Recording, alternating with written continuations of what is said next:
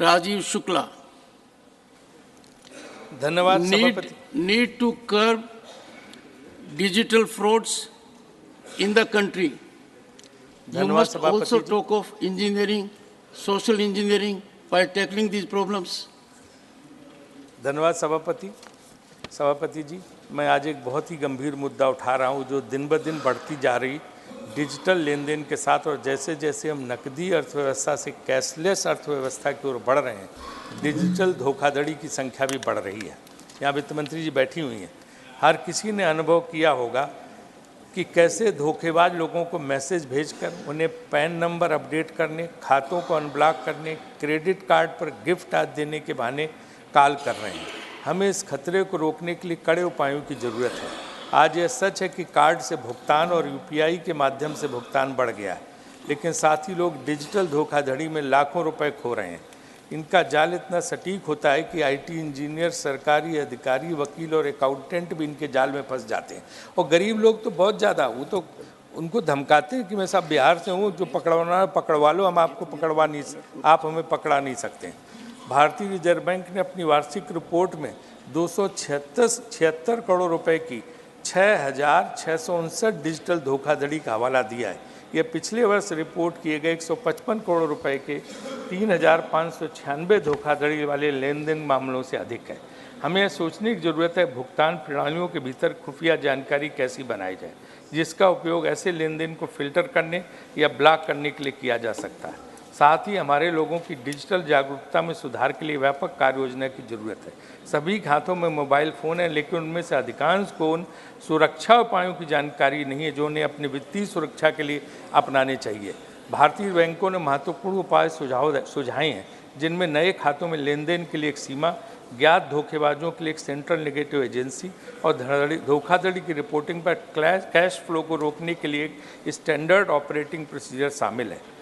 15 नवंबर तक के सरकारी आंकड़ों के अनुसार 2019 में राष्ट्रीय साइबर रिपोर्टिंग प्रणाली की शुरुआत के बाद से 1.3 मिलियन से अधिक शिकायतें प्राप्त हुई है। सवाल यह है कि हम कितने मामलों को ट्रैक करने, मामलों को सुलझाने में सफल हुए हैं।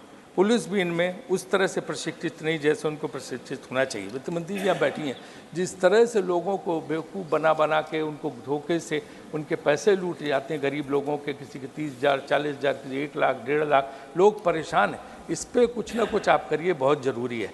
इसलिए मैं ये विषय यहाँ पे उठा रहा हूँ। सभापति जी ने कहा कि सोशल इंजीनियरिंग के बाद, सोशल इंजीनियरिंग का इनसे बड़ा उदाहरण कौन हो सकता है? प्रतीक राजस्थान के जाट होने के बाद उपराष्ट्रपति हो गए।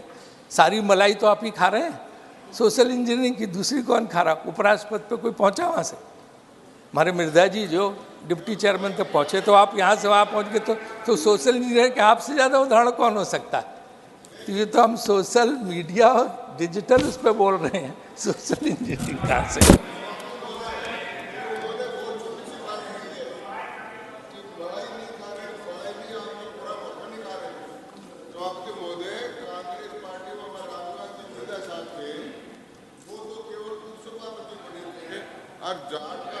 पहली बार आकर यहाँ तक पहुँच गया। ये हीरे की पार की तो नरेंद्र मोदी थी जो आपको बैठा दिया यहाँ पर, और इससे बड़ा सोशल श्री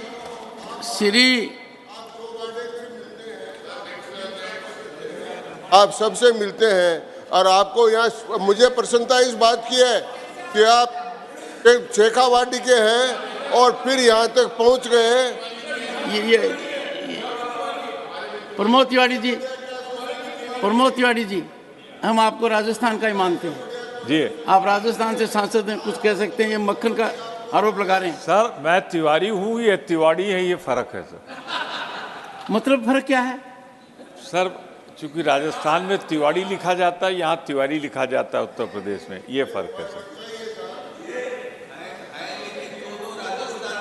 हाँ हम भी हैं साहब, ये भी जो बोल रहे हैं ये भी राजस्थान से हैं। आप भी राजस्थान से हैं? जी सर, यही तो मैं कह रहा हूँ। और नीरज डांगी ऑथेंटिक हैं? यस सर, हम लोग सर्टिफाइड हैं। आई नो, ये भी हैं। डॉक्टर मनमोहन सिंह भी हैं, वेणुगोपाल जी भी हैं। ऑथेंटिक है, हम ऑफिशियल है। मैं सोच रहा था कि प्रमोद तिवारी जी मुझे प्रोटेक्शन देंगे, मेरे पर आरोप लगा है मक्खन खाने का। और उसको अगर आप अदरवाइज लें तो सब। श्री अजय प्रताप सिंह। कि आप यहाँ तक पहुँचे, ये राजस्थान का सौभाग्य तो है ही। ठिठाना गांव से आप यहाँ तक पहुँचे, पूरी यात्रा का पता है। तो आप ये कैसे कह सकते हैं कि सोशल इंजीनियरिंग नहीं है? सोशल इंजीनियरिंग तो कहा कि ये जेली गाड़ दी तो जाट जेली गाड़ देता है। आपने यहाँ भारत के संविधान में अगर जेली गाड़ दी है